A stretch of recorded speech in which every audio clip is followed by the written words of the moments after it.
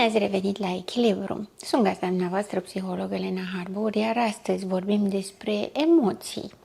Avem în cultura noastră românească mai multe proverbe de genul nu te bucura prea tare că după aceea plângi sau după râs vine plâns, mai cunoscută de toată lumea. Nu este singura expresie și nu singurul proverb care vine ca învățătură din bătrâni. Ei bine, genul acesta de predicții vis-a-vis de o stare emoțională au menirea să funcționeze ca și programări. Programarea înseamnă că gândesc ceva și urmează ca la un moment dat să se întâmple exact acest lucru. Avem obiceiul să ne facem predicții și programări pentru că ne dorim controlul. Este natura umană să vrem să controlăm. Și nu atât să controlăm pe ceilalți din jur, ci să știm ce se întâmplă cu noi. Ne dă un sentiment de siguranță și de stabilitate. Ori emoțiile nu funcționează așa. Emoțiile sunt impredictibile și sunt reactive la ceea ce se întâmplă în jurul nostru și în interiorul nostru. Așa cum este vorba și despre intuiție și despre acele senzații pe care le trăim în anumite situații. Pot fi elemente trigger, adică elemente declanșatoare la o traumă din trecut sau o suferință din trecut sau ceva care ne-a speriat cândva în trecutul nostru, sau pot fi de bine, când ne dorim ceva și anticipăm cumva că se întâmplă ceva bine. Toate acestea au rolul de a ne insera în viața noastră. E o modalitate oarecum falsă de control a ceea ce este în jurul nostru, a mediului nostru și a noastră, asupra noastră, în mediul nostru. Am complicat un pic explicația pentru că este important să aveți ambele perspective. Nu totul este despre ceilalți și nu totul este doar despre noi. Întotdeauna suntem în relație și tocmai de aceea veți vedea că oamenii se comportă diferit. Se comportă diferit cu anumite persoane cu care se simt în siguranță și în confort și se comportă altfel cu persoane cu care nu sunt prea familiare sau nu prea le plac. La fel și cu mediile. Un om poate fi foarte deschis și foarte jovial într-un mediu care îi face plăcere și de asemenea închis, retras și poate chiar taciturn într-un mediu care nu-i place sau nu-i oferă posibilitatea de a se manifesta. Tot ce vine din exterior către noi înseamnă în primul rând senzație. Până să apuce să fie identificat, codificat de rațiune și pus într-un loc anume ca fiind bun sau ca fiind rău sau periculos, până atunci este o senzație, iar senzația se simte în corp. Nici o senzație nu merge la creier doar ca o senzație, ci este mai întâi trăită de corp cu un afect, cu o reacție emoțională. Această reacție emoțională produce schimbări în funcționarea organelor.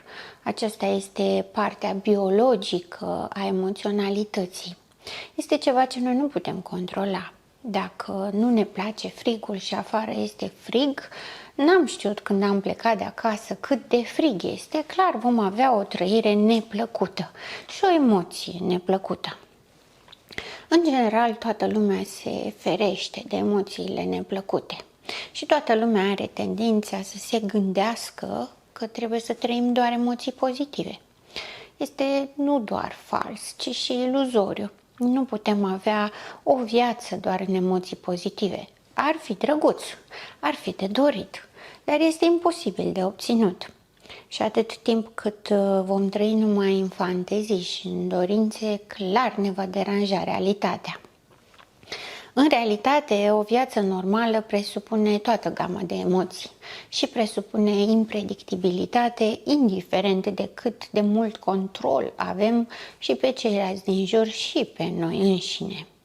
De fapt, problema reală apare cu prea mult control. Când considerăm că emoțiile sunt un lucru rău și trebuie respinse, ținute la distanță, avem tendința de a raționaliza foarte mult, de a gândi totul și de a analiza totul în exces.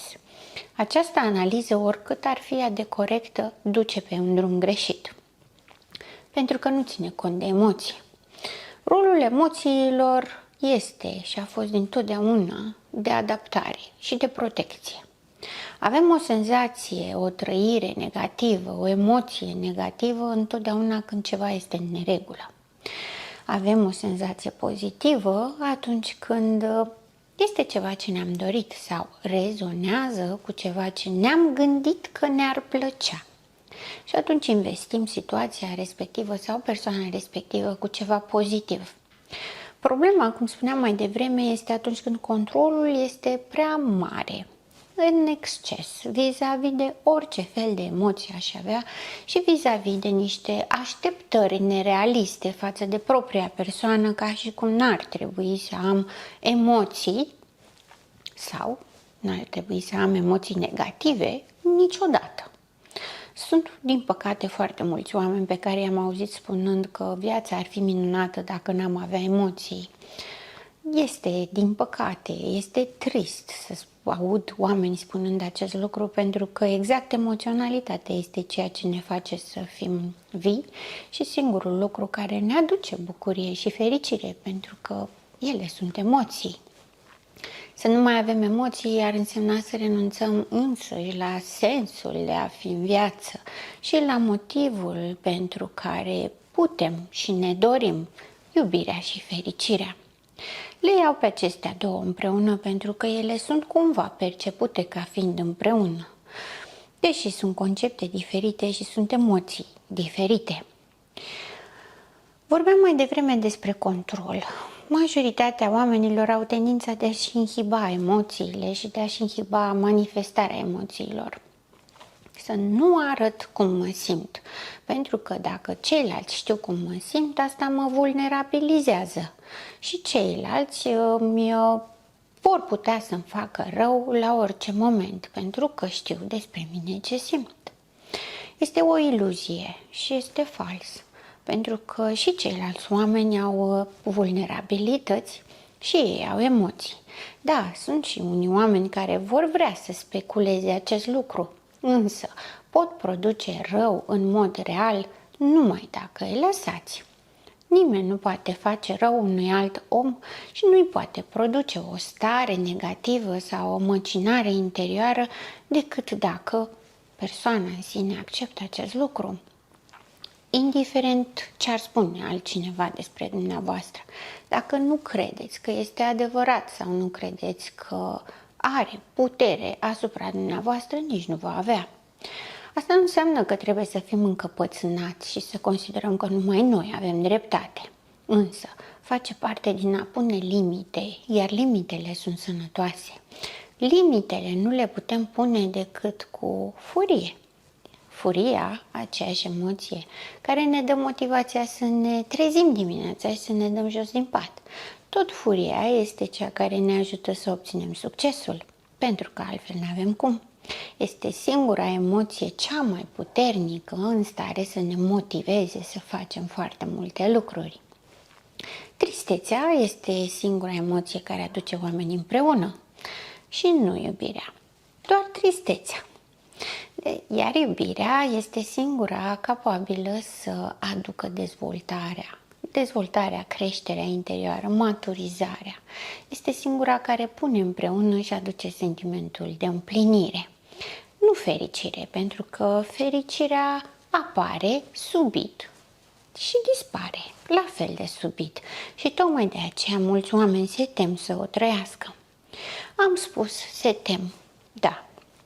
Pentru că atunci când ne inhibăm emoțiile și nu vrem să ne manifestăm conform a ceea ce simțim și ceea ce credem, este clar vorba despre o frică. Poate să fie o frică de judecată sau poate o frică de etichetare sau poate de respingere.